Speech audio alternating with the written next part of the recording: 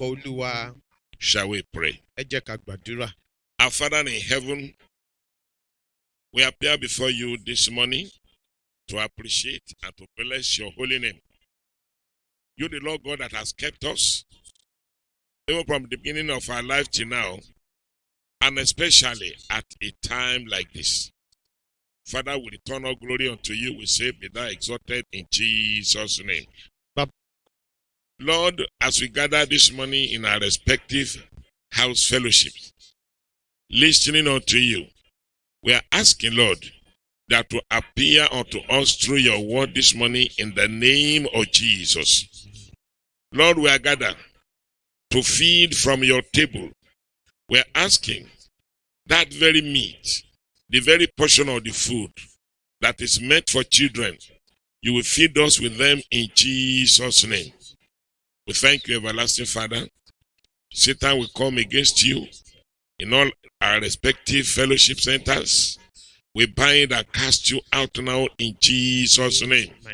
Lord, take perfect control now.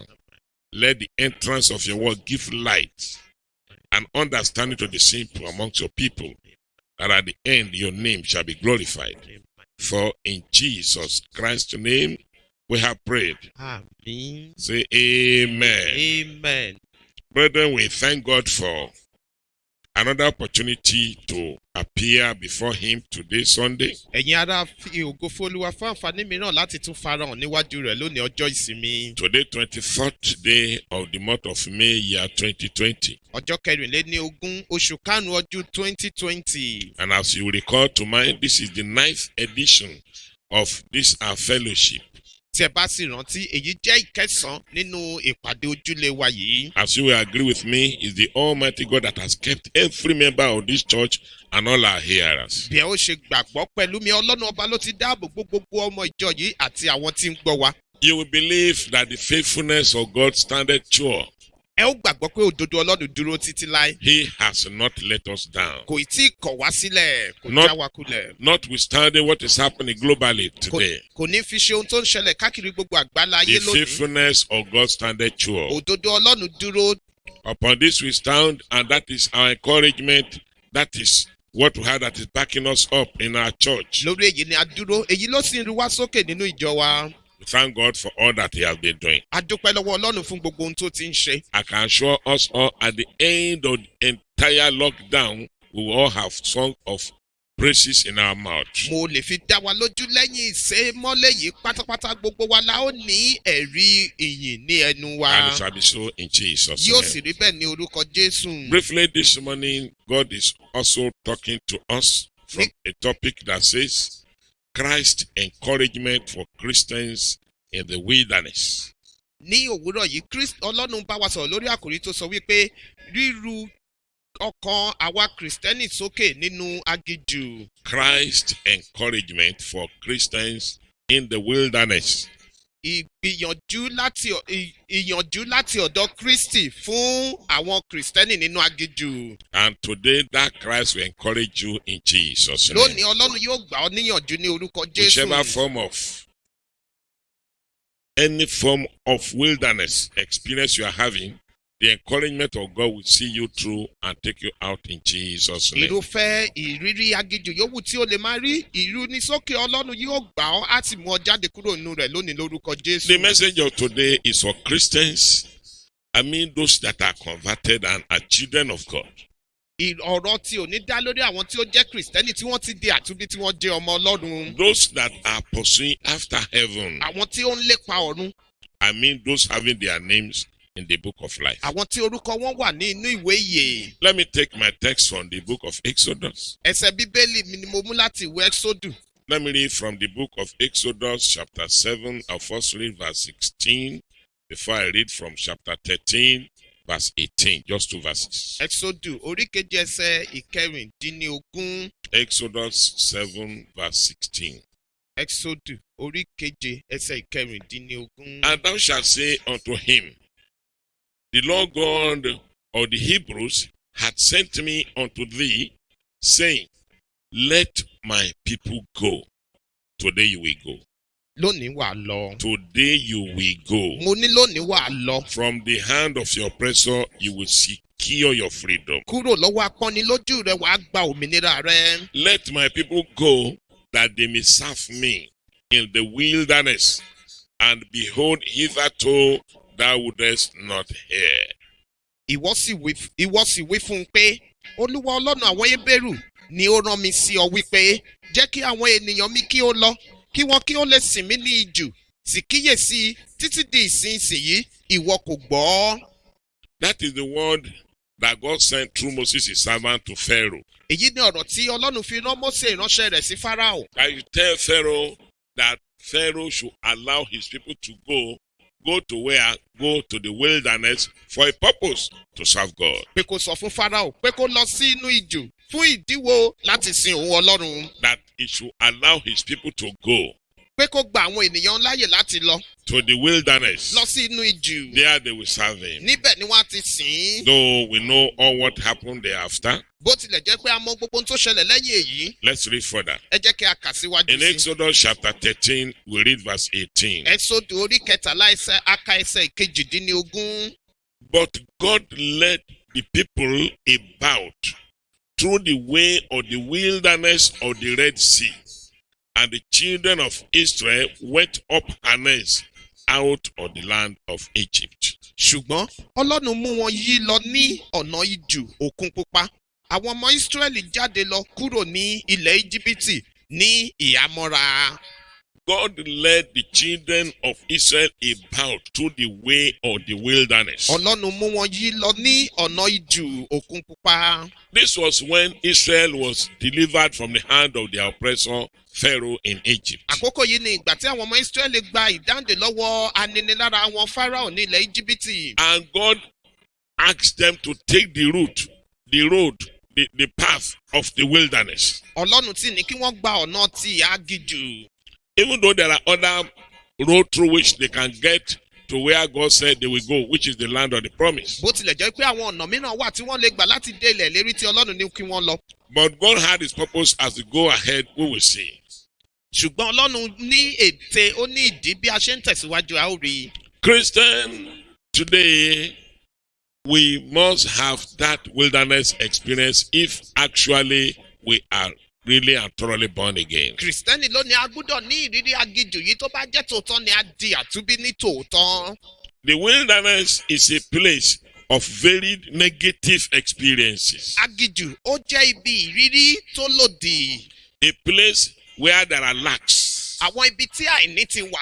You know, when we say a wilderness, it's a thick forest tí a bá sọ wípé aginjù ó jẹ́ igbó kìjikìji. where there are no roads. níbi tí ò sí àwọn ọ̀nà. And not only that, it is infested with wild animals and some reptiles that are dangerous. kì í ṣe èyí nìkan ó kún fún àwọn ẹranko búburú àti àwọn ẹranko tí ń fàyàfà búburú. So it is a place that brings fear to one's heart. ó jẹ́ ibi tí ó máa ń mú ẹ̀rù wá sí ọkàn ènìyàn. A place of dread. ibi ìbẹ̀rù gbójó. In fact, as I put here, as I divide the message into two parts, the first one says, the wilderness, what is it? ní bí mo ṣe pín ọ̀rọ̀ yìí sí ọ̀nà méjì àkòrí àkọ́kọ́ sọ wípé aginjù kí ni ohun tí ó túmọ̀ sí. What's the meaning of wilderness? kí ni ìtumọ̀ aginjù. Wilderness is a place of negative experiences. aginjù jẹ́ àwọn ibi tí èèyàn ti ń rírí ìrírí tí ó lòdì tí kò dára. A place of lack. ibi àìní. Lack of so many things. àìní ọ̀pọ̀lọpọ̀ ohun. Yes, the Israelites, when they were in their own wilderness after they escaped from Egypt, they lacked so many things in the àwọn ọmọ wilderness. Ísírẹ́lì nígbà tí wọ́n kúrò ní ilẹ̀ Íjíbítì nínú aginjù tí wọ́n ṣaláìní ọ̀pọ̀lọpọ̀ ohun. For instance, one of the most important, in fact, the number one physiological need of life, which is food and water, was lacking. ní àkọ́kọ́ èyí tí àgọ́ ara wa nílò jù lọ pátápátá tí ń ṣe oúnjẹ àti omi wọ́n ṣaláìní. So they lack even the necessity. wọ́n ṣaláìní àwọn ohun tó yẹ kí wọ́n ní. So a wilderness is a place of lack. aginjù ó jẹ́ ibi àìní. Today, as a Christian, you may be in the wilderness also. lónìí gẹ́gẹ́ bí kìrìsìtẹ́nì ìwọ náà lè wà nínú aginjù bákan náà. What are the form of experiences you may be having? kí ni irú àwọn ìrírí tí ò ní. You may have lack of money. O lè ṣaláìlówó. and yet you are a Christian. Síbẹ̀ Kristẹni ni ọ́. It could be lack of good job. O lè ṣaláìníṣẹ́ tó dára. Sometimes it could even be food. Nígbà mìíràn o tilẹ̀ lè jóúnjẹ. You may be lacking help from people. O lè ṣaláìnírànlọ́wọ́ láti ọ̀dọ̀ àwọn ènìyàn. These things that stare you directly on the face has reasons. Àwọn nǹkan wọ̀nyí tó ń dojú kọ ní tààrà yìí ó nídìí. It's a place of hunger. Ó jẹ́ ibi ebi. A hunger that may not be quenched in a good time. Ebi tí ó lè má tètè rí ọ̀nà àbáyọ sí. A place of thirst. Ibi ìpòǹgbẹ. No supplies. Tí ò sí àwọn ohun tí ó ń wọlé. A place of threats. Ibi ìbẹ̀rù. A threat, terror, that there are certain things that you are afraid, that you dread, that may be staring you. Ìbẹ̀rù. Àwọn ewu nǹkan tí ẹ̀rù rẹ̀ ń bà ọ́ pé ó ń lé ọ sá. Remember when it was right in the wilderness that the Red Sea confronted the children of Israel. Ẹ rántí nínú aginjù ní òkú pupa ti dojúkọ àwọn ọmọ Ísírẹ́lì. And while they looked back, they saw the host of Pharaoh that were pursuing from behind. Nígbà tí wọ́n sì wo ẹ̀yìn, wọ́n rí àwọn ọmọ ogun Fáráò tó ń lé wọn látẹ̀yìnwá. As a human being, definitely fear must come on them. Gẹ́gẹ́ bí ènìyàn dọ́dọ̀ ẹ̀rù á bà wọ́n. Because there was no way forward, and behind them, they could not run back again. Torí pé kò sí ọ̀nà níwájú wọn ò sì lè sá padà sẹ́yìn. Fear must come upon them. Ẹ̀rù gbúdọ̀ dé bá wọn. I don't know the type of wilderness you are today as a Christian. Mi ìmọ̀rú aginjù tí ìwọ wà lónìí gẹ́gẹ́ bí Kristẹni. There could be enemies round about you that are threatening your life. Ọ̀tá lè yí ọ ká tó ń dẹ́rù bà ayé rẹ. Something may be threatening your job. Nǹkan kan lè máa dẹ́rù bà iṣẹ́ rẹ. Or even the job had even been taken away from you. Bóyá wọ́n tilẹ̀ ti gba iṣẹ́ náà lọ́wọ́ rẹ. At a time like this, when there is a lockdown, we know there have been so much retrenchment in virtually all industries. Ní kòríta báyìí ní àkókò ìṣẹ̀lẹ̀ yìí ọ̀pọ̀lọpọ̀ ìdádúró ni ó wà ní onírúurú ilé-iṣẹ́ gbogbo. In the banking industry, Ní ilé-iṣẹ́ ìfowópamọ́, the airlines, ní àwọn ọkọ̀ bàálù, manufacturing industries, àwọn tó ń ṣe nǹkan kan àbí processing òmíràn, industries, níbi tí wọ́n ti ń ṣe nǹkan in gbogbo, schools. ní àwọn ilé-ìwé So many, they have been so much retrenchment or laying off of staff. ni wọ́n ti dá ọ̀pọ̀lọpọ̀ òṣìṣẹ́ dúró. Definitely that will bring some threat to your life. It will bring fear upon you. Dandan èyí á jẹ́ ohun tó lè máa dẹ́rù bà ọ́ tá a sì mú ìbẹ̀rù wá sí ọkàn Yes, rẹ. this is one of the experience of the wilderness. Ara ìrírí aginjù ni èyí. And don't say these things are coming upon you because you are not a Christian. No, you are a Christian. It is a wilderness experience. Má sọ wípé àwọn nǹkan wọ̀nyí ń dé bá ọ torí pé o kì í ṣe Kristẹni. Rárá o, Kristẹni ni ọ́, ó jẹ́ ìrírí aginjù. In the wilderness, there's what we call despondency. Having nothing to depend on, or a way forward, or somebody that can encourage you, or what tomorrow will be. Despondency. Nínú aginjù ó máa ń ṣẹlẹ̀ pé ènìyàn ò ní rí ẹni tó lè gbáradì, kò ní dé ẹni tó lè fi ọ̀rọ̀ rú sókè àbí ìrànlọ́wọ́ kí ìrànlọ́wọ́ ò ní sí. Joblessness, Àìníṣẹ́, poverty, òṣì, poor health. ìlera tí ò Just dára. mention it. All these things are experiences in the wilderness. Dárúkọ gbogbo rẹ̀, àwọn nǹkan wọ̀nyí jẹ́ ìrírí ti aginjù. Note, I have said, every Christian, if you are a true Christian, you must have your wilderness experience. Kíyèsí, mo ti sọ wípé gbogbo Kristẹni tí ó bá jẹ́ Kristẹni lójúlówó, o gbúdọ̀ ní ìrírí ti aginjù rẹ. You must have your wilderness O experience. gbúdọ̀ ní ìrírí ti aginjù. So the wilderness experience is not an indication that God has forsaken you. Ìrírí ti aginjù yìí kì í ṣe ìfihàn wípé Ọlọ́run ti kọ̀ ọ́ sílẹ̀. No, my brother, my sister, don't think God has forsaken you. Rárá, arákùnrin, arábìnrin mi má rò wípé Ọlọ́run ti kọ̀ ọ́ sílẹ̀. It is a normal experience on the path that you have chosen. Ó jẹ́ ìrírí tí ó kọ dandan ní ìhà èyí tí ó ti yàn. And I pray today at the end you will sing a song of victory. Mo sì gba àdúrà lónìí lópin ohun gbogbo wàá kọ orin ìṣẹ́gun. It could be your own business that has gone down. Ó lè jẹ́ òkòwò rẹ ló ti lọọlẹ̀. Yes, before now, before the lockdown, before this global experience, you know how much you make in a day. Ṣáájú àkókò yìí, ṣáájú ìṣẹ̀lẹ̀ yìí, o mọ iye tí o máa ń mú wọlé lówó lójoojúmọ́. But now you are disallowed from even opening the shop. Ṣùgbọ́n báyìí wọn ò tilẹ̀ gbà ọ́ láyè láti ṣí ibi Or ìtajà you náà. have some of your items now, you borrow money to acquire, believing you will say you sell them and they refund the money to where you have borrowed. Now the whole thing has locked down. Lára àwọn nǹkan tí o ya owó tí o fi rà tí o kó sínú ṣọ́ọ̀bù báyìí gan tí o rò pé wàá tà kí o dáwó padà ò rí wọn tà wọ́n sí. I know apprehension has gripped your heart that how do I do? How do I get out this? How will I get out of this? How do I pay this money back? And so on. please do not lose hope. It's your wilderness experience. nǹkan àwa ti máa fún ọ láyà wípé báwo ni màá ṣe san àwọn owó yìí padà ibo ni màá ti rí má jẹ́ kí ọkàn rẹ kó wà ní ìpòrúurú ó jẹ́ ìrírí ti agídú tirẹ̀. You are a parent there, you have your children in schools, tertiary institutions. Already you have been thinking of, oh, very soon my child will graduate, and very soon he will be getting a job, then I'll be relieved from all this wahala. And now the child is right at home with you. Feeding, to even feed the child now is very difficult for you. You are thinking, how long will I continue with this? Brother, my sister, it is your wilderness experience. Very soon it will be over. ó jẹ́ òbí ó ti ní ọmọ ní ilé ẹ̀kọ́ gíga ó ti wá ń wò wípé láìpẹ́ ọmọ yìí á ṣetán màá bọ́ lọ́wọ́ ogun owó iléèwé àti gbogbo nǹkan wọ̀nyí ṣùgbọ́n báyìí ọmọ náà wà nílé rẹ̀ àti fún lóúnjẹ gan báyìí wá ṣòro arákùnrin arábìnrin má jẹ́ kó ru ọlọ́kàn sókè jù láìpẹ́ ìrírí agídú rẹ̀ yìí á dópin. You have people that owe you money and they have been giving you promises. Oh, please wait. By the end of the month, by so time, your money will be paid, and you are believing that very soon that will get to you. You'll be relieved of your body. But now they are now telling you another story. You are aware of what is happening in town. Where do I get the money? Please calm down until the lockdown is over.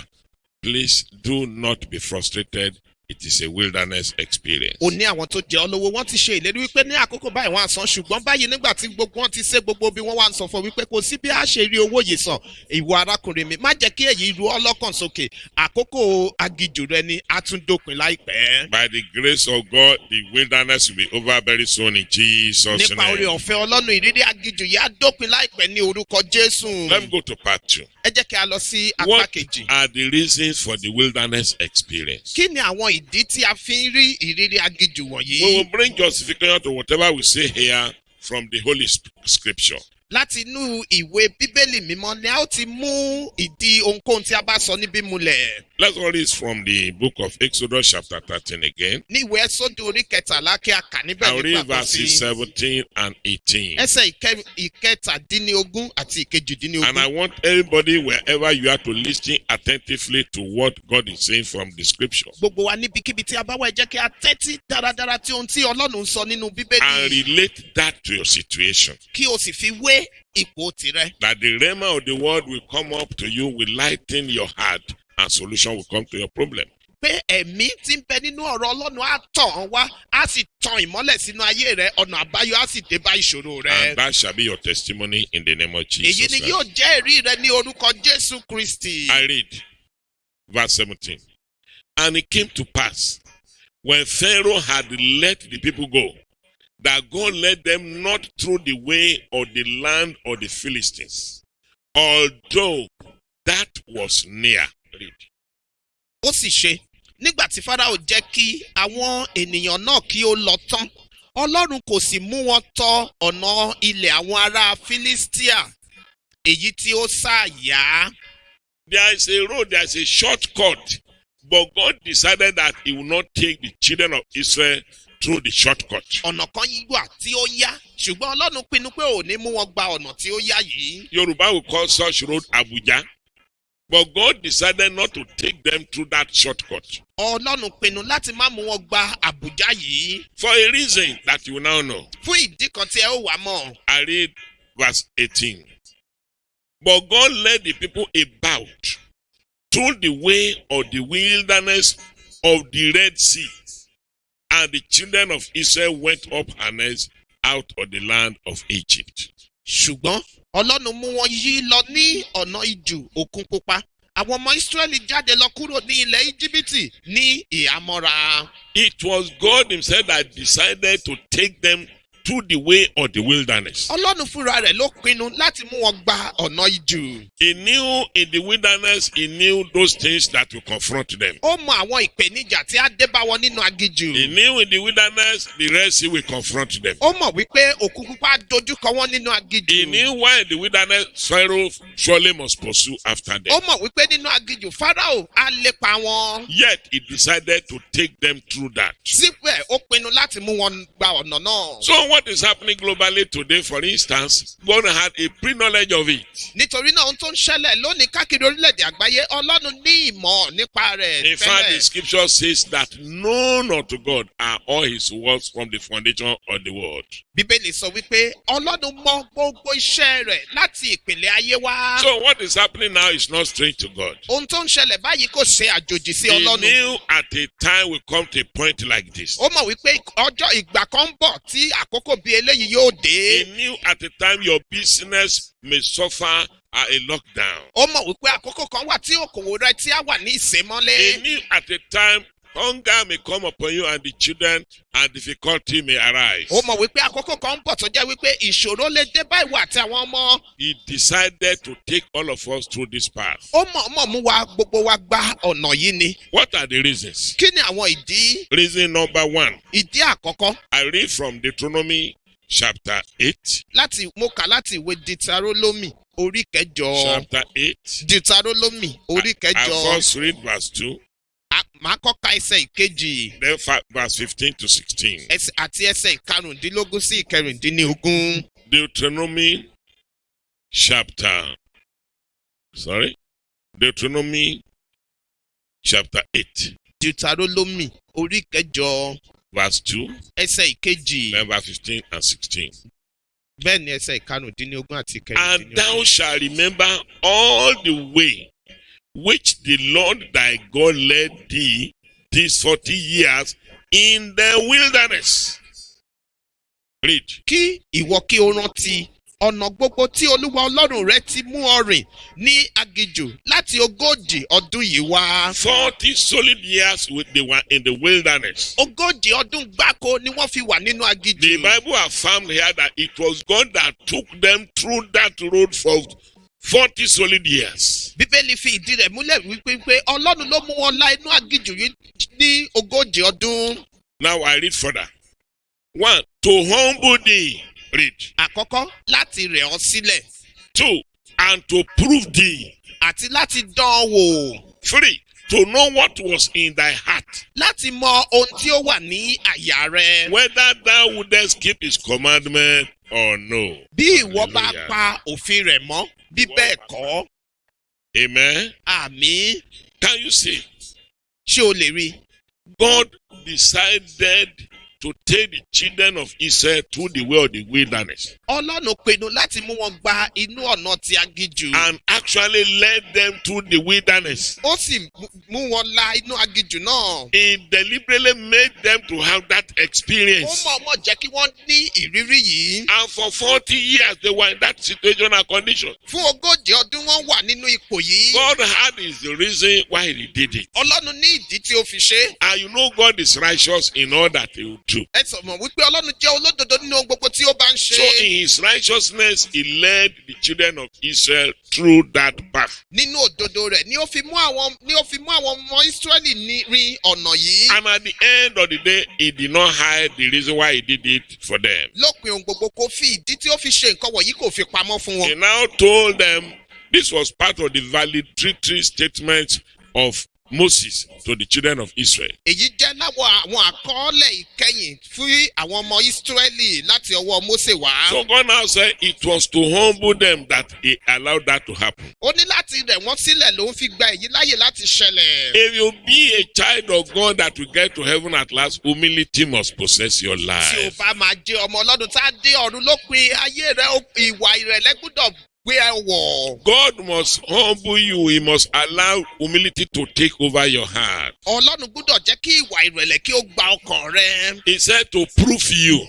Ó ní láti dán ọ wò. Yes, God will test. You know, even our father Abraham, he had his own test. Ọlọ́run á dán ọ wò. Bàbá wa Abrahamu gan rí ìdánwò tirẹ̀. I know you know his story even better than I do. Mo mọ̀ wípé ó mọ ìtàn rẹ̀ gan ju bí mo ṣe That mọ̀ with lọ. the promise of God over his life for 25 solid years, he was waiting for fulfillment. Pé pẹ̀lú ìlérí Ọlọ́run lórí ayé rẹ̀ fún ọdún márùndínlọ́gbọ̀n ó ń dúró de ìmúlérí ṣẹ. A man who at the age of 100 years now had a son, the promise of God fulfilled in his life. Ẹni tó jẹ́ pé ní gbogbo ọmọ ọgọ́rùn-ún ọdún ní ìlérí Ọlọ́run ọmọ kan ló ṣẹ̀ ní ọmọ kan ṣoṣo. And that child was growing before him. Definitely the child brought so much joy to his life. Ọmọ náà sì ń dàgbà lójú rẹ̀. Ó túbọ̀ sí pé ọmọ náà mú ọ̀pọ̀lọpọ̀ ayọ̀ wá sínú ayé rẹ̀. When the child became 17 years old exactly, Nígbà tí ọmọ náà pé ọmọ ọdún at a mẹ́tàdínlógún. time that the child can go out with the father and come in, they can now discuss together.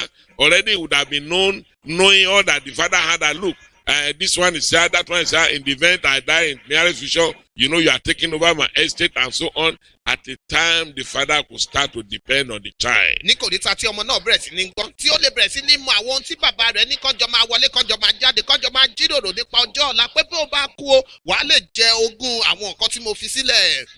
The God now sent to the father Ọlọ́run wá ránṣẹ́ sí bàbá that rẹ̀ come here, you Abraham. pé wá sí bí Abrahamu. I am requesting something Mo from you. bẹ̀rẹ̀ nǹkan kan lọ́wọ́ rẹ̀. You need to offer something to me. Ó ní láti fún mi ní nǹkan kan. Yes, what I want now is that very child of yours. Ohun tí mo fẹ́ báyìí ò ní ọmọ rẹ nì. Not that you ordain him as a pastor, Kò ń ṣe wípé ó kò fi jẹ́ olùṣọ́ àgùntàn or you ordain him as a captain. àbí kò fi jẹ́ olórí No, you will ogun. go and slaughter him. You will sacrifice him to me. His very blood is what I want to drink. Rárá o, wàá lọ pa á, wàá fi ṣe ètùtù fún mi, ẹ̀jẹ̀ rẹ̀ ni mo fẹ́ mu. Even yourself, you are the one that is going to slaughter him. Ìwọ fúnra rẹ gan ni wàá pa ni wàá fọ̀bẹ sí lọ́rùn tí wàá kún. Brethren, consider such a test. Ẹ̀yin ará, ẹ wo orí ìdánwò bíi ti èyí.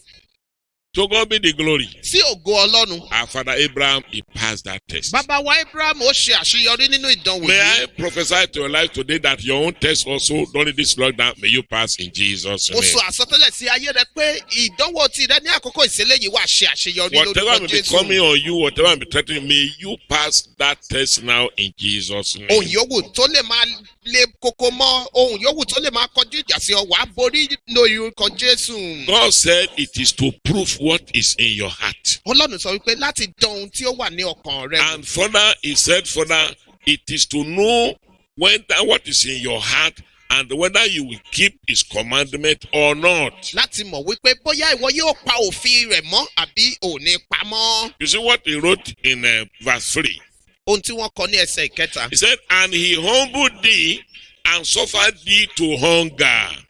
Ó sì rẹ̀ ọ́ sílẹ̀, ó sì fi ebi pa ọ́. That is God doing it deliberately. Ọlọ́run ló ń ṣe, ó mọ̀ọ́mọ̀ ṣe ni. Now, having hunger, you haven't allowed you to go a hunger. Now, he fed thee with manna. Ó sì fi mánà bọ́ ọ. I'm telling you that will be your own testimony also in Mo Jesus' sọ fún name. ọ, èyí ni yóò jẹ́rìí tirẹ̀ náà ní orúkọ Can you see Jésù. the food God fed them with after they have gone a hunger? Ẹ wá lè rí irú oúnjẹ tí Ọlọ́run fi bọ́ wọn lẹ́yìn ìgbà tí ó febi pa God wọ́n. first set the test before them, Ọlọ́run kọ́ rán ìdánwò síwájú wọn. a test of hunger, Ìdánwò ti ebi to prove their heart láti dán àyà wọn and to wò. let them know that it is not for food that you are living. Kí wọ́n sì lè mọ̀ wípé ẹ wà nítorí oúnjẹ o. No.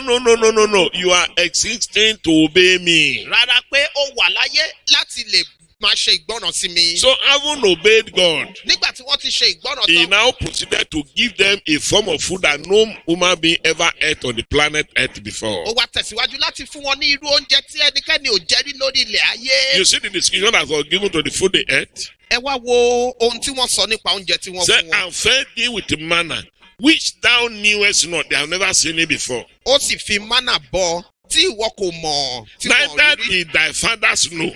Bẹ́ẹ̀ ni àwọn bàbá rẹ kò mọ̀. The type of food their father never ate in their life. Irú oúnjẹ tí àwọn bàbá wọn ò jẹ rí láyé That they wọn.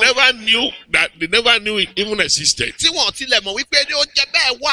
You remember what the Bible says? Ẹ rántí ohun tí That Bíbélì what sọ. I have never seen, Ó ní ohun tí ojú ò what tí ear ì have rí. never had, Ohun tí etí ò and tí ì has gbọ́ rí. never entered into the heart of man are the things that God has prepared for those that love him. Tí kò tí ì wọ ọkàn ènìyàn, ó ní ohun tí Ọlọ́run ti pèsè fún àwọn tí ó ń ṣe déédéé níwájú So rẹ̀. when you love God, when you heed his commandment, when you flow with him, even at a time like this, definitely what eye has never seen, ear has never heard, has never entered into the heart of man is waiting for you. Tí o bá ṣe déédéé níwájú Ọlọ́run, tí o bá Ọlọ́run rìn ní irú àkókò yìí, ó dáni lójú ohun tí etí ò gbọ́ rí, ohun tí ẹnikẹ́ni ò gbọ́ rí, á ṣẹlẹ̀ sí ọ, ó ń dúró dè ọ́ ní àkókò yìí. Let me read a little further. Ẹ jẹ́ kí a kà síwájú He díẹ̀ said that he might make thee know that man doth not live by bread only.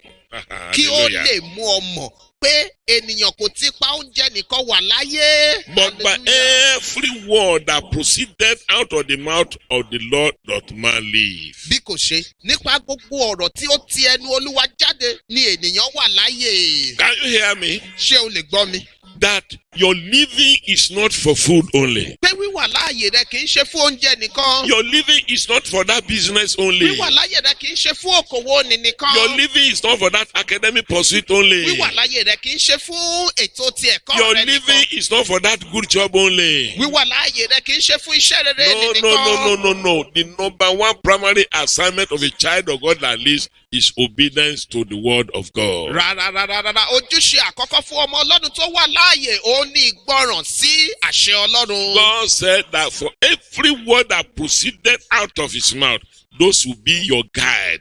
You must live for those words. Bíbélì Ọlọ́run sọ wípé gbogbo ọ̀rọ̀ tó ti ẹnu òun Ọlọ́run jáde àwọn ọ̀rọ̀ wọ̀nyí ni a máa tọ́ ipa rẹ o gbọ́dọ̀ gbé ìgbé ayé rẹ lórí ọ̀rọ̀ wọ̀nyí. My prayer now is that may you emerge victorious from this your wilderness experience in Jesus' Àdúrà name. mi báyìí ni wípé kí ó jáde gẹ́gẹ́ bí aṣẹ́gun nínú ìrírí aginjù rẹ yìí ní orúkọ Jésù. I'll now read verses 15 and 16.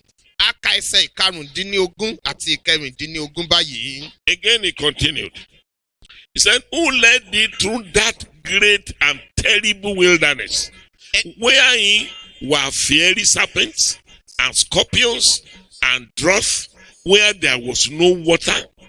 Who brought thee forth water out of the rock of flames? Ẹni tí ó mú ọrin aginjù ńlá nì tí ó sì ní ẹ̀rù níbi tí ejò amúbí iná wà àti àkéèké àti ọ̀dá níbi tí omi kò sí ẹni tí ó mú omi jáde fún ọ láti inú òkúta àkọ wá.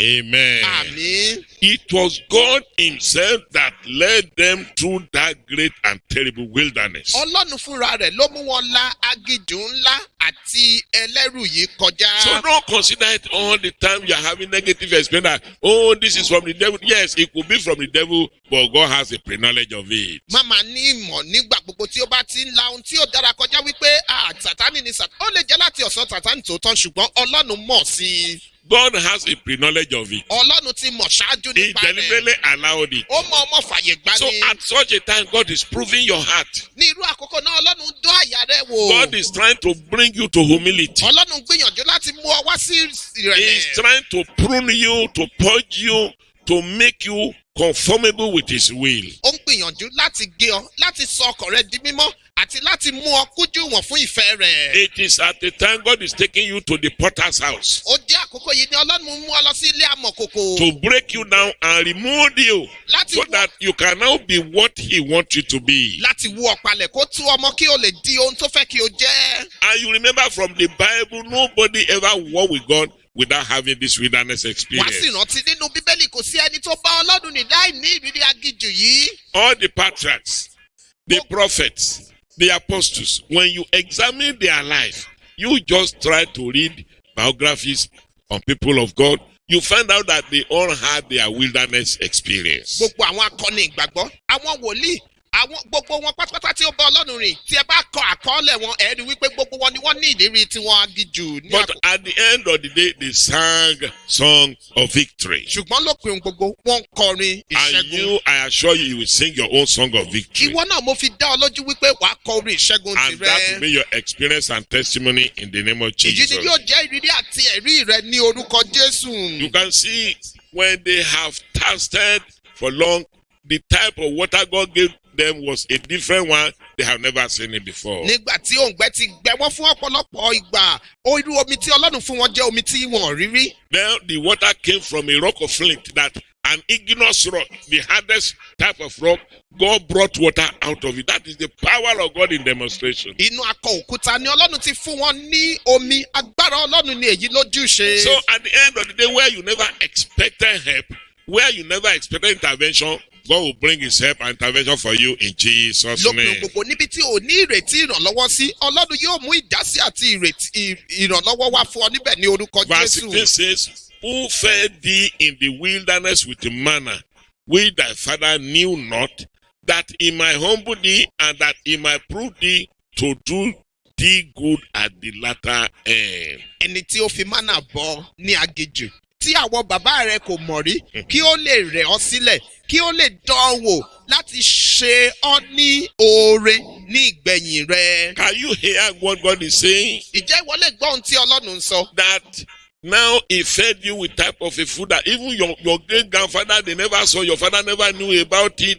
That is what he has treasured up for you, is something that nobody in your generation has had such a good experience in ìjẹ́ life. wa lè rí irú oúnjẹ tí àwọn bàbá ńlá bàbá rẹ ò jẹ rí. ó túbọ̀ sí pé ohun tí Ọlọ́run ní fún ọ ní ìpèsè ó jẹ́ ohun tí ẹnìkankan ì tí ì ní ìrírí rẹ̀. After he has proved you, lẹ́yìn ìgbà tó bá ti and you have proved yourself worthy of the calling. lẹ́yìn ìgbà tó bá ti wá ṣe ọ́ dáradára tí ìwọ náà sì dúró tí o kújú wọ̀ fún ìpè náà. The Bible says the purpose is to do you good at your latter end. Bíbélì sọ wípé èrèdí rẹ̀ ní láti ṣe ọ́ lóore ní ìgbẹ̀yìn rẹ̀. And I pray, may you not miss that goodness that God has treasured up for you in Jesus' Mo name. gbàdúrà o ní pàdánù rere tí Ọlọ́run ti pèsè sílẹ̀ fún ọ ní orúkọ Jésù. That business, what will now be the aftermath of it, you'll be so surprised as God will do you good on it. Òkòwò ni ohun tí yóò gbẹ̀yìn rẹ̀ wá á yà ọ́ lẹ́nu bí Ọlọ́run yóò ṣe ṣe ọ́ ní rere lórí rẹ̀. On your job, what will do at the end of the day, the one you never imagine in your life, where you never expect that you can even work at all, there God will provide a good job for you.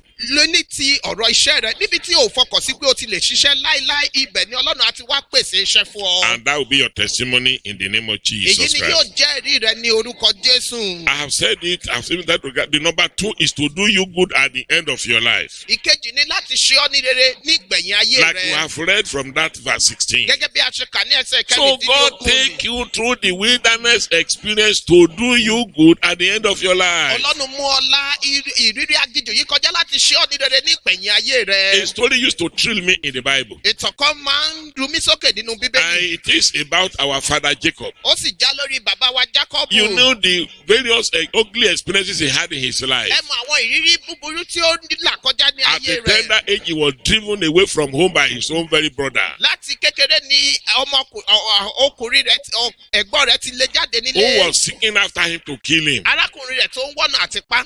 Now, is it that there are enemies in your household that are threatening your life? Ṣé àwọn ọ̀tá kan náà wà nílé rẹ̀ tó ń lépa rẹ̀ Do ni? not worry, God know about it. Má jàyà Ọlọ́run mọ̀ nípa All rẹ̀. you know that live by the word of God, you just obey God. At the end of the day, your story will be like that of Jacob. Ṣáàsìmí lórí Ọlọ́run. Máa tẹ̀lé ọ̀rọ̀ rẹ̀ lópin ohun gbogbo ìtàn rẹ̀ yóò dàbí ti Jákọ́bù. He walked in the wilderness when he was even going to the house of Laban. Ó rìn nínú aginjù nígbà tó ń lọ sílé Lẹ́mánì. In despondency, he was walking to the extent that he had to ask God that if you will give me food, the first physiological need of life, and raiment, the second physiological need, as I go, he said, oh, you will be my God forever. Níbo lọ ó ní Olúwa tí ó bá lè fún mi ní oúnjẹ àti aṣọ tó jẹ́ ohun tí a nílò jù gẹ́gẹ́ bí ènìyàn pé ìwọ Olúwa yóò máa jẹ́ Ọlọ́run mi títí He was not láéláé. even craving after any wealth. Kò tilẹ̀ béèrè nípa ọrọ̀. He was not craving after any good living. Kò lépa ìgbé ayé tó dára Just to kankan. have food to eat, not to die, and to have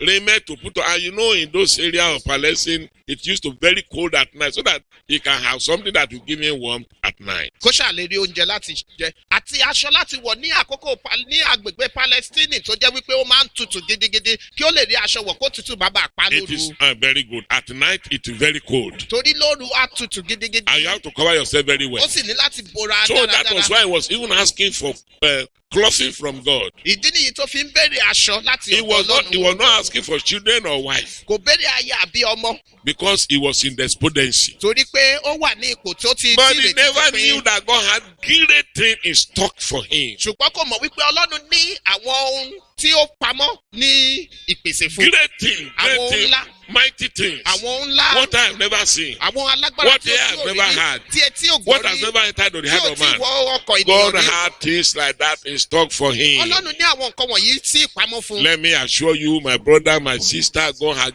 better thing than that for you also in store. Jẹ́ kí n fi dá ọ lójú arákùnrin mi àti arábìnrin Ọlọ́run ní àwọn ìpèsè bẹ́ẹ̀ fún ọ náà. Eventually, because he was able to walk according to the dictates of God, he was able to be obedient to God. Eventually, those things emerged and he possessed them. nígbòyà nígbà tó rìn ní ìlànà ọlọ́run tí ó sì ṣe ìgbọ́ràn sí ọ̀rọ̀ ọlọ́run àwọn nǹkan wọ̀nyí bẹ̀rẹ̀ sí ní farahàn ó sì di You knew tirẹ̀. his testimony when he was coming back ẹ from the mọ house of ẹ̀rí labor. rẹ̀ nígbà tó ń padà bọ̀. At the time, he has gotten wives. nígbà tí ó ti wá ní He àwọn has aya. gotten children as many as 12 sons. ó ti ní àwọn ọmọ bíi ọmọ méjìlá He ọkùnrin. had male servants. ó ní àwọn ọmọ iṣẹ́ He had ọkùnrin. men servants. ó ní ní ti He had ọkùnrin. flocks of cattle, ọ̀pọ̀lọpọ̀ ẹran of màlúù. sheep, and ọ̀pọ̀lọpọ̀ so many ẹran other àgùntàn. things. He had great stock of gold and silver. àti bẹ́ẹ̀ bẹ́ẹ̀ bẹ́ẹ̀ lọ wúrà òun fàdákà. He became a great man. ó wá di ẹni ńlá. But one unique thing about him was that he was a man that never forgot what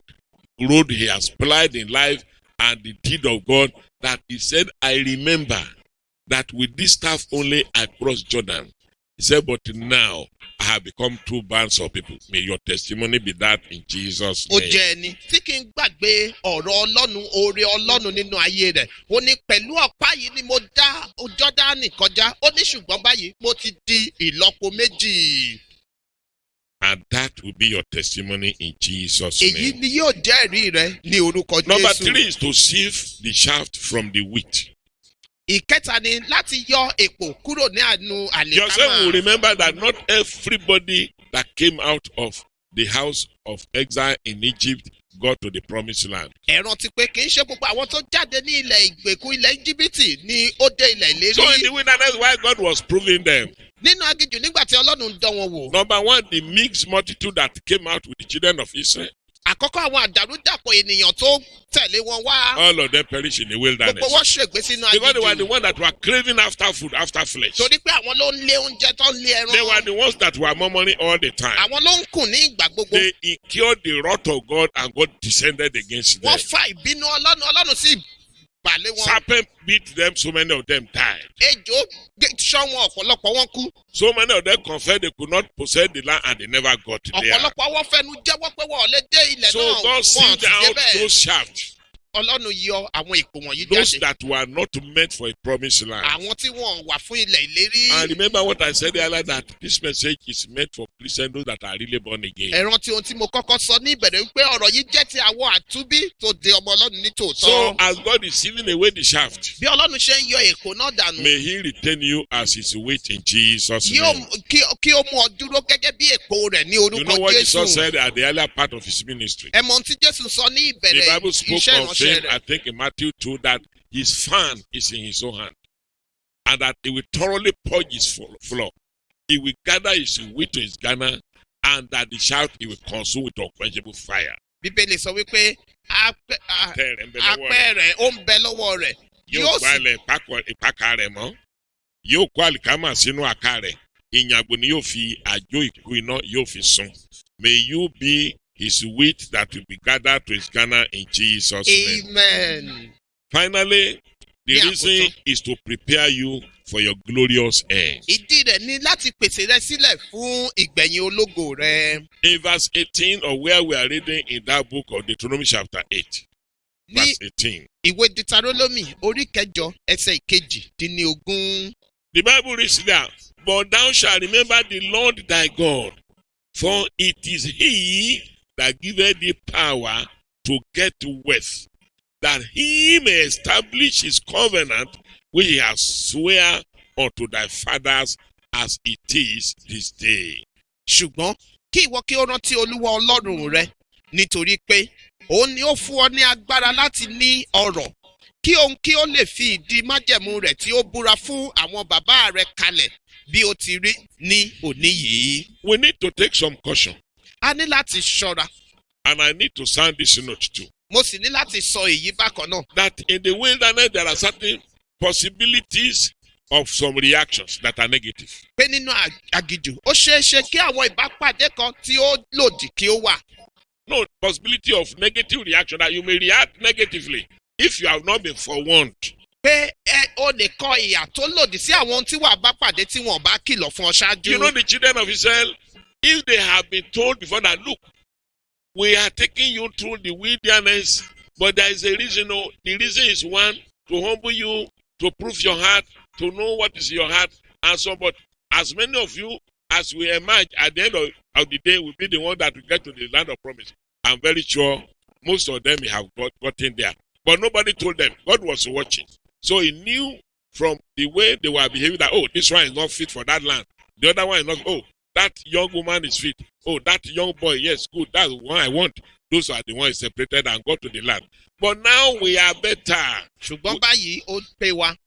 Because God never hid anything from us. sórí ọlọ́run òfin kankan pamọ́ fún wa. And as you are hearing me this morning, bí o ti also, ṣe ń gbọ́ mi lówùúrọ̀ yìí God is bákan náà. further exposing to you the reason why you are passing through this wilderness experience. ọlọ́run tú àṣírí ìdí tí ó fi ń la ìrírí aginjù So wọ̀nyí it is kọjá. now for you. What wisdom is saying is that you must to be very careful. ohun tí ọgbọ́n ń sọ ni pé o ní láti ṣọ́ra gidi. And as you are careful, you must take care to obey God and to walk according to his precepts. bí o sì ṣe ń ṣọ́ra o ní láti lè ṣe ìgbọ́ràn sí ọ̀rọ̀ ọlọ́run tí o sì rìn ní ìlànà rẹ̀. In the wilderness, there is a possibility of murmuring. nínú aginjù ó ṣeé ṣe kí o kùn.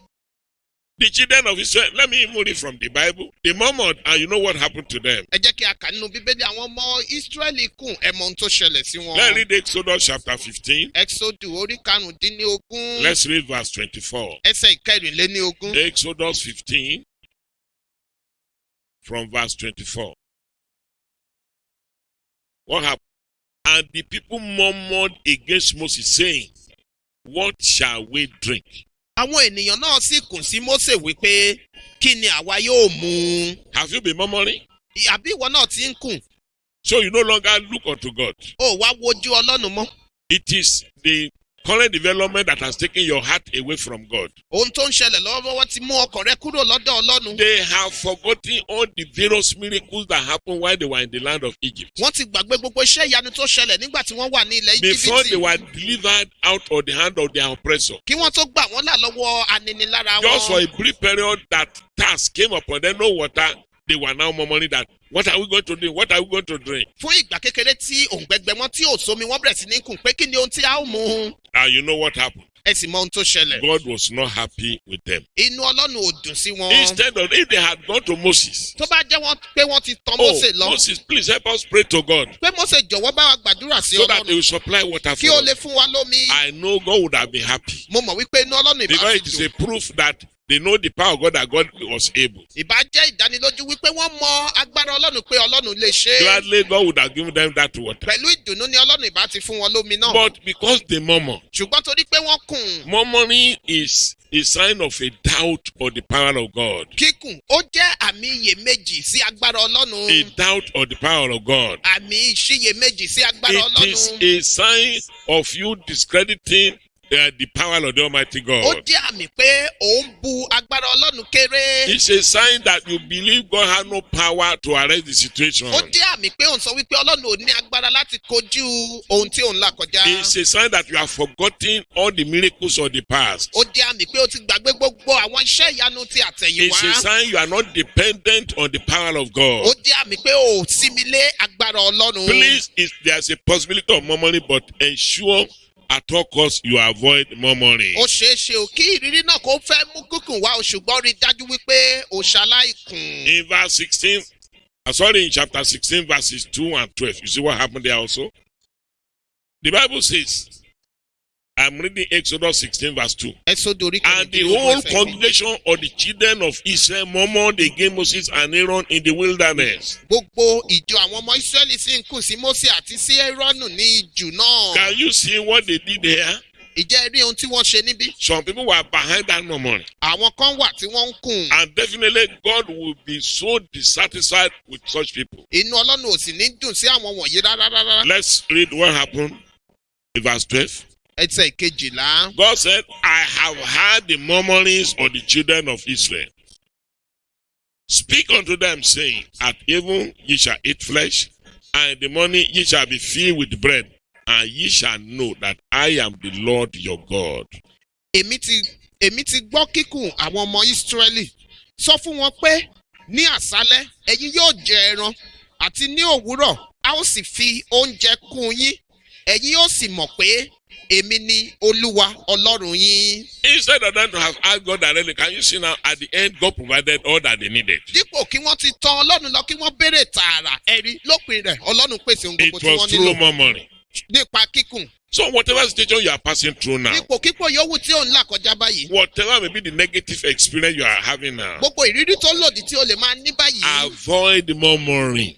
Má kùn. That thing you need, go straight to God, He will provide. Òní tí o nílò tọ́ Ọlọ́run lọ tààrà á pèsè. He has great power to provide it. Ó ní agbára ńlá láti pèsè rẹ̀. In the wilderness, there are responsibility of fear. Nínú aginjù ó ṣeé ṣe kí ẹ̀rù kí ó wà. Yes, there are things that will instill fear in your heart. Àwọn nǹkan kan wà tí á gbin ẹ̀rù sí ọkàn rẹ. In Exodus 14 verses 10 to 11, you know what happened there? Ẹ́sọ́dù orí kẹrìnlá ẹsẹ̀ ìkẹwàá. 10 to 11. Ẹsẹ̀ ìkẹwàá sí ìkọkànlá ẹ̀mọ́ The tó Bible ṣẹlẹ̀ says, when níbẹ̀. Pharaoh drew night, the children of Israel lifted up their eyes, and behold, the Egyptian marched after them, and they were so afraid.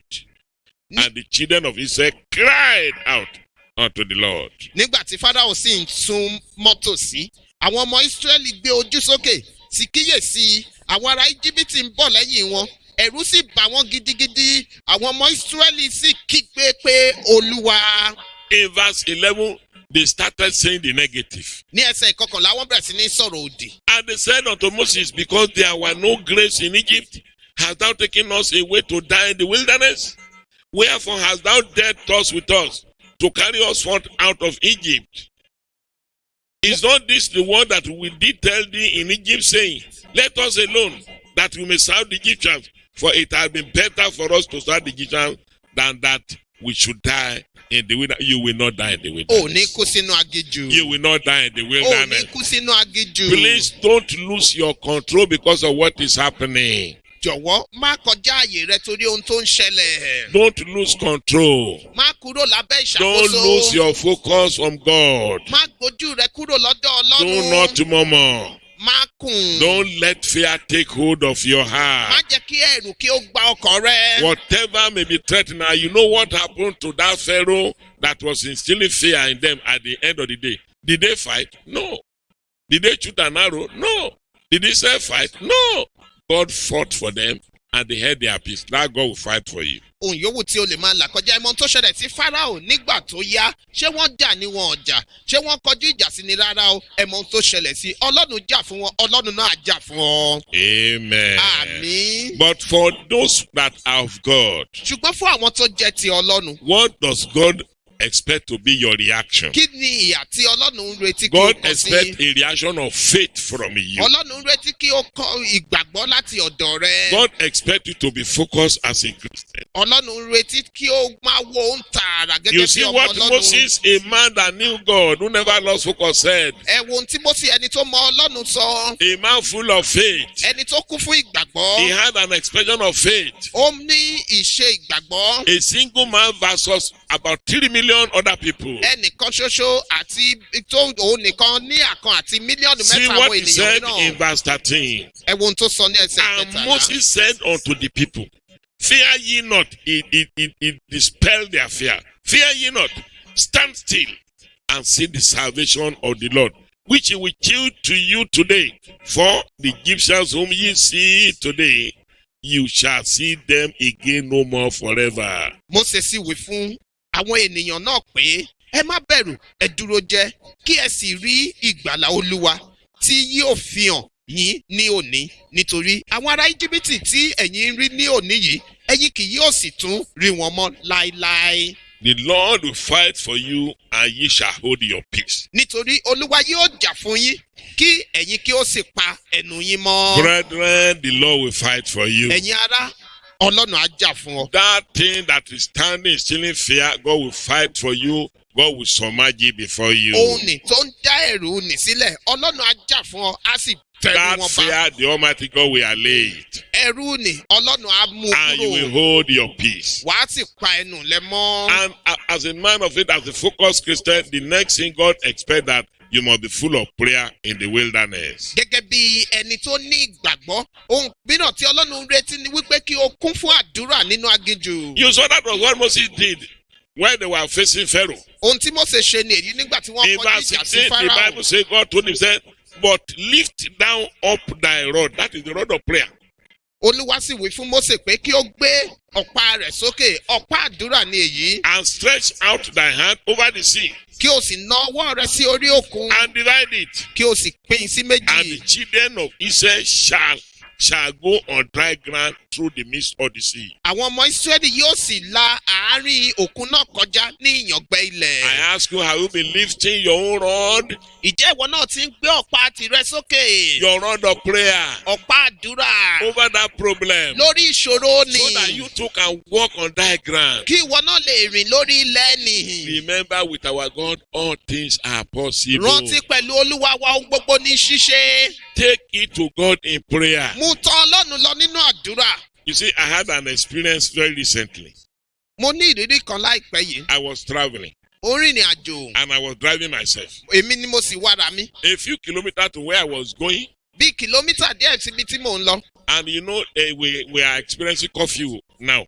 Ẹ mọ̀ wípé onílé gbélé wà The báyìí. time was drawing near, the curfew time was approaching, so I had to rush. Àkókò tí ń súnmọ́ mo ní láti sáré As I títí. parked somewhere on the road and I did something, getting back to the car, I started it, the car would not start. Bí mo ṣe dúró lẹ́gbẹ̀ẹ́ títì tí mo padà sínú mọ́tò, mo gbìyànjú láti kíìkì mọ́tò kò kíìkì. I did everything, the battery was down totally. Mo ṣe ohun gbogbo bátìrì ti kú pátápátá. I looked for things to repack it.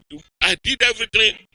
Apprehension wanted to come into my heart. Mo wá ohun gbogbo tí mo lè ṣe, kò sí ìbẹ̀rùbojo fẹ́ bo ọkàn mi. But suddenly there was a very small voice whispering to me Ṣùgbọ́n ní lọ́gán ohun kékeré kan wà tó ń bá mi that, sọ̀rọ̀. have you prayed about it? Pé ìjẹ́ ìwọ ti I gbàdúrà said, God, nípa forgive me. rẹ̀. Mo Forgive wá ní me, Lord. Olúwa dáríjì mi, I lay dáríjì hands mi. on the battery. I lay hands on it. I said, Lord, I command this vehicle to work now. Mo wá gbé ọwọ́ lé ọkọ̀ náà, mo ní mo pàṣẹ ọkọ̀ yìí ó yá I ṣiṣẹ́ must get báyìí. to where I want to get to before the curfew. Mo gbúdọ̀ débi tí mo fẹ́ dé. And will you believe me?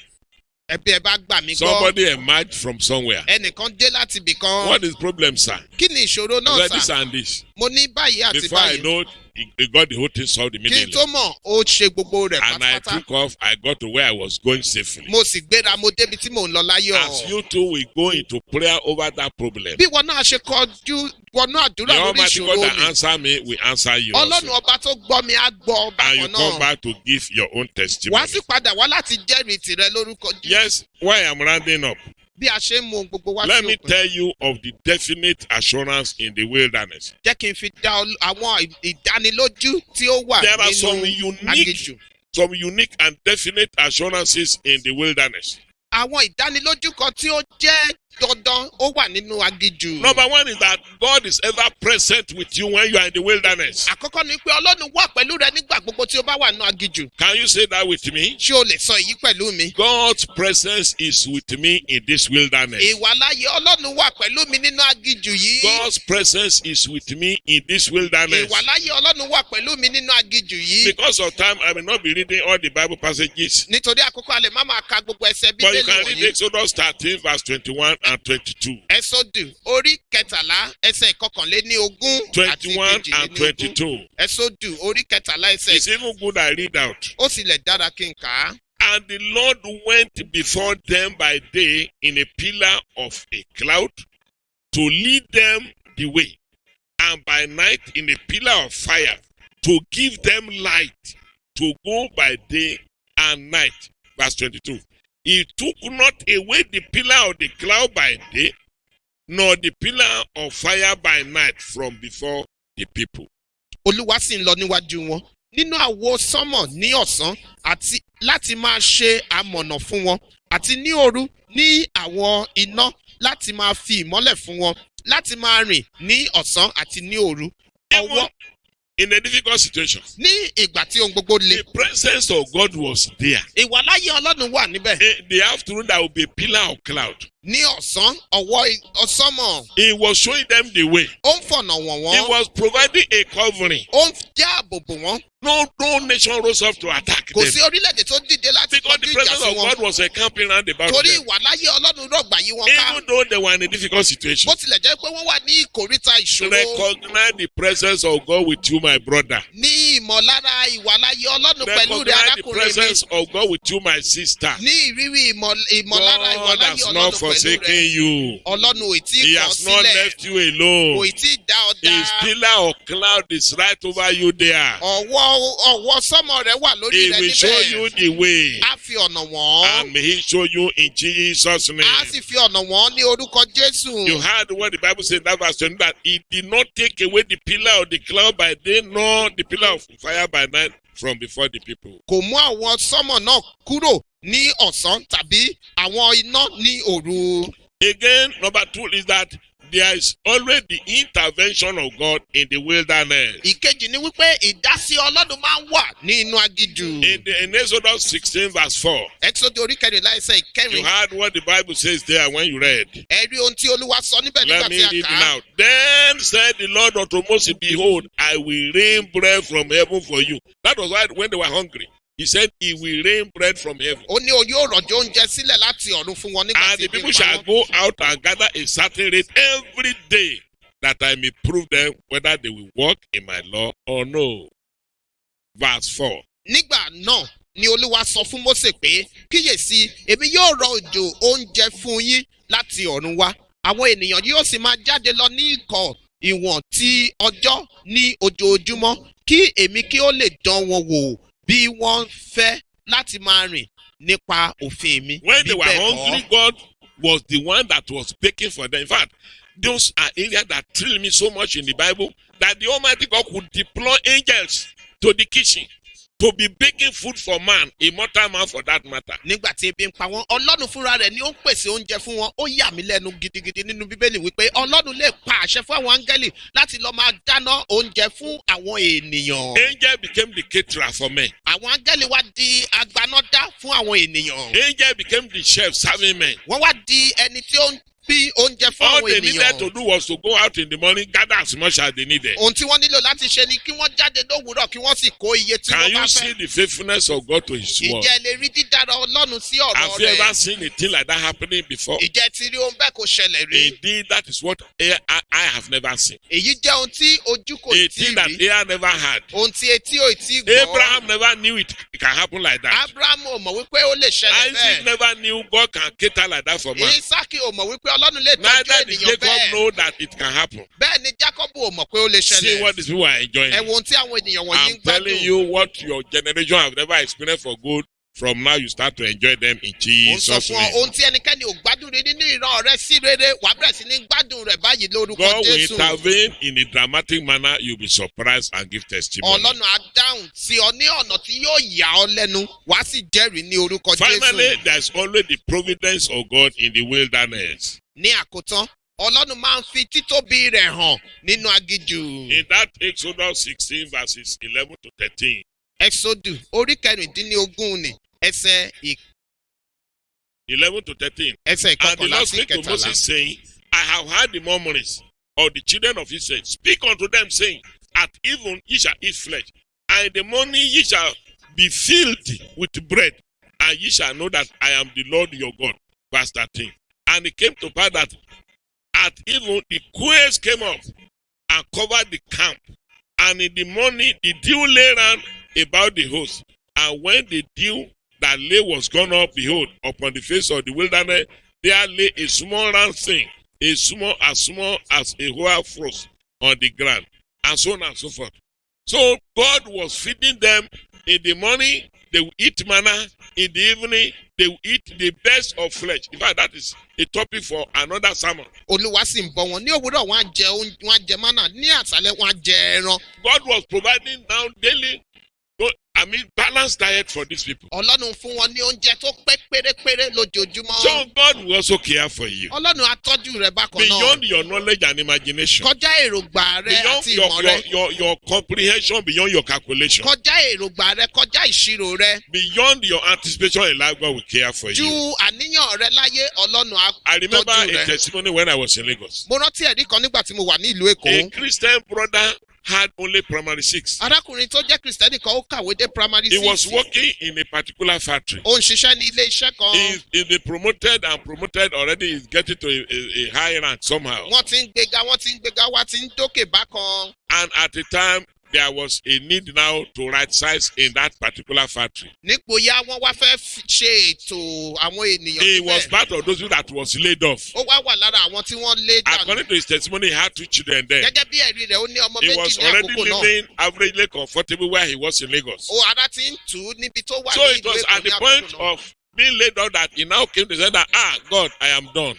Ìgbà tí wọ́n bá fẹ́ lè yí ló ṣe ronú pé ó tán Olúwa. Now I have only primary 6 certificate. Ìwé primary 6 Who nìkan ni mo ní. will appoint me? Where do I go now? Tàláwá gbà mí síṣẹ́ ibo ni màá But lọ to God be báyìí. the glory is a Christian. Ṣùgbọ́n sí ògo Ọlọ́run ó jẹ́ Kìrìsìtẹ́nì. I used to tell Mo people máa ń sọ fún àwọn the number ènìyàn. 1 certificate and the most important and most potent certificate you need is your BA Certificate àkọ́kọ́ tí ó dára jùlọ òun ni to be born ní again. kí o di àtúnbí. When you are truly, thoroughly born again, Nígbà tí o bá ti di àtúnbí and you know that lójúlówó certificate is not fake, tí o sì mọ̀ wípé ìwé ẹ̀rí yìí kì í ṣe I'm telling you, ayédèrú. any other one is an added up it to fetch you the best of thing in this life. Mo ń sọ fún ọ ìyókù àfikún ni á gbá owó ohun tó dára jùlọ The ní brother I ayé yìí. speak about, Arákùnrin tí mò ń sọ̀rọ̀ nípa he rẹ̀ yìí. saw an advert, they wanted a manager. Ó rí ibi tí wọ́n ti kọ̀wé pé wọ́n nílò mánéjà. The Spirit of God told him that go and apply. Ẹ̀mí Ọlọ́run sọ fún pé kó lọ. But he was going to say Kọ̀wé. that with my premises and several years over. Ó wá ń yà lẹ́nu pé ìwé kẹfà péré ni mo Eventually kà. he went. Nígbòyà ó During lọ. the period of interview, Ní àkókò tí he wọ́n fọ̀rọ̀ wá you know when jẹ́ God has gone before you to a place, he admired the best and he was so appointed. Torí pé Ọlọ́run ti ṣáájú rẹ̀ lọ, òun ni ó ṣe dáradára jùlọ, wọ́n sì fún He un was ní iṣẹ́ appointed náà. as a manager. Gẹ́gẹ́ bí I mánéjà. was in the congregation when he was giving the testimony, not that I heard from Mo wà anybody. níbi tó ti ń jẹ́rìí náà, kò ń ṣe pé mo gbọ́ létí ẹ̀ The lọ́dọ̀ day he ẹnikẹ́ni. was appointed, Ọjọ́ tí wọ́n yàn gẹ́gẹ́ bí they gave mánéjà, him a car. wọ́n fún ní ọkọ̀, They gave him a driver. wọ́n fún ní They awakọ̀, gave him accommodation. wọ́n fún ní ilé. Accommodation better than where he was living and paying rent. Ilé tí ó dára ju ibi tí ó gbé tẹ́lẹ̀ tí ó What ti ń can sanwó our ilé. God not do? Kí ni ohun tí Ọlọ́run wa kò lè With our ṣe? God, all things are Pẹ̀lú possible. Olúwa wa ohun gbogbo ní By the ṣíṣe. time you are emerging from this lockdown, from the wilderness, you have a wonderful testimony in Nígbà tí o bá Jesus' jáde name. nínú ìṣẹ́lẹ̀ yìí nínú aginjù yìí wà ní ẹ̀rí I rere have lórúkọ told you, Jésù. be full of obedience. Mo ti sọ fún ọ, kún fún Just ìgbọràn. obey God. Ṣáà ṣe ìgbọràn sí You shall not Ọlọ́run. live by bread alone, but by every word that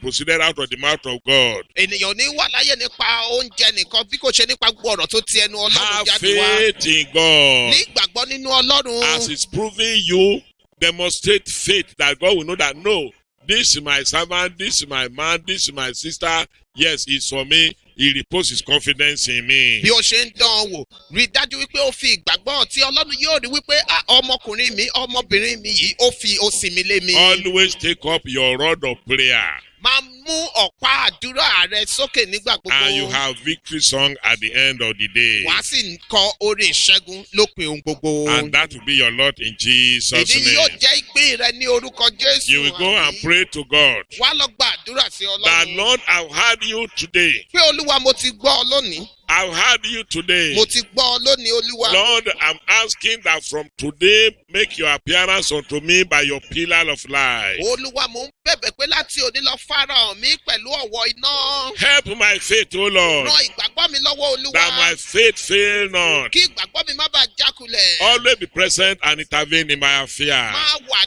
pẹ̀lú mi kí o sì máa dá sí ọ̀rọ̀ mi nígbà gbogbo. In Jesus' name. Ní orúkọ Jésù.